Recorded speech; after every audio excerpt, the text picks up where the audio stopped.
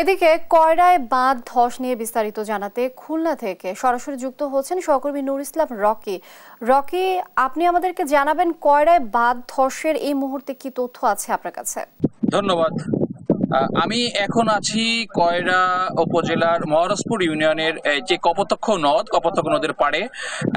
এইখানে আসলে রিমেল ঘূর্ণিঝড়ের কারণে ৩টি পয়েন্ট থেকে এই যে দশারি যে গ্রামটি আছে এই গ্রামে কিন্তু আসলে পানি প্রবেশ করেছে এবং আপনারা দেখতে পাচ্ছেন দর্শক যে এখানকার লোকজন তারা কিন্তু নদীর পানি যেন গ্রামে আর পুনরায় জোয়ারের সময় প্রবেশ করতে না পারে তার কারণে তারা বেড়িবাঁধ সংস্কারের কাজ করছে। এবং আমরা এখানে যেটা দেখতে পাচ্ছি যে সব বয়সী লোক যুবক থেকে শুরু করে বৃদ্ধ সবাই কিন্তু এখানে তারা কাজ করছে যে বেড়িবাঁধটা সংস্কারের জন্য। এবং তারা আমরা যেটা দেখতে পারলাম যে তারা এই বস্তায় মাটি পুড়ে এই বেড়িবাঁধের পানি যেন আপনার ঢুকতে না পারে তার কারণে তারা চেষ্টা করছে। এবং তারা আমাদেরকে যেটি জানিয়েছে যে জোয়ার আসার আগেই তারা এই কাজ শেষ করতে চায় এবং তারা আশাবাদী যে পুনরায় এখান থেকে আজকে আর পানি প্রবেশ করবে না।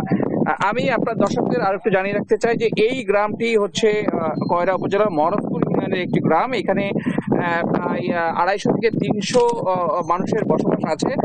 সব থেকে বেশি ক্ষতিগ্রস্ত হয়েছে এই এলাকার যারা আসলে ঘের ব্যবসায়ী। হ্যাঁ, আপনি দেখতে পাচ্ছেন দর্শক যে নদীর কপোতাক্ষ নদীর পানি কিন্তু ঘেরে প্রবেশ করে পুরো ঘের কিন্তু আসলে উজাড় করে দিয়েছে এবং ভিন্ন ভিন্ন যে ঘেরগুলা একটি ঘেরে পরিণত হয়েছে। এবং এইখানকার যারা মাছ চাষি তারা কিন্তু আসলে খুবই ক্ষতিগ্রস্ত হয়েছে। এখনো অনেক বাসায় কিন্তু আসলে আমরা দেখেছি যে পানি অল্প অল্প আছে, আসলে পানি শুকিয়ে যাওয়ার চেষ্টা করছে। আজকে কিন্তু খুলনার এই কয়রার এইখানে কিন্তু একটু রোদ দেখা দিয়েছে, যার কারণে বাসার ভিতরে যে পানিগুলো গিয়েছে এগুলো আসলে শুকানো শুরু করেছে। এবং এই যে যারা বেড়িবাঁধ সংস্কার করছে তারা কিন্তু সকাল থেকেই আসলে কাজ শুরু করেছে এবং এখন কিন্তু শেষ পর্যায়ে এইখানে এই যে পয়েন্টে এখান থেকে কিন্তু রিমেলের পরের দিন প্রবল বেগে কপোতাক্ষ নদের পানি কিন্তু ঢুকে এই ঘেরগুলো উজাড় করেছে। এবং আমি এখানকার পানি উন্নয়ন বোর্ডের কর্মকর্তাদের সাথে কথা বলেছি, তারা আমাদেরকে যেটি জানিয়েছে যে এইখানকার ঠিকাদারি প্রতিষ্ঠান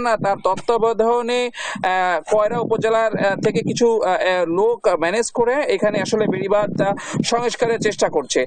তো আমি আপনাদেরকে একটু জানিয়ে রাখি যে এছাড়াও কিন্তু কপোতাক্ষ নদের আরো 2টি পয়েন্ট থেকে বেড়িবাঁধ ভেঙে কিন্তু পানি প্রবেশ করেছে। আমরা পরবর্তীতে সেটা দেখাবো। দর্শক, খুলনা থেকে এটা ছিল কয়রা থেকে আমার সর্বশেষ সংবাদ।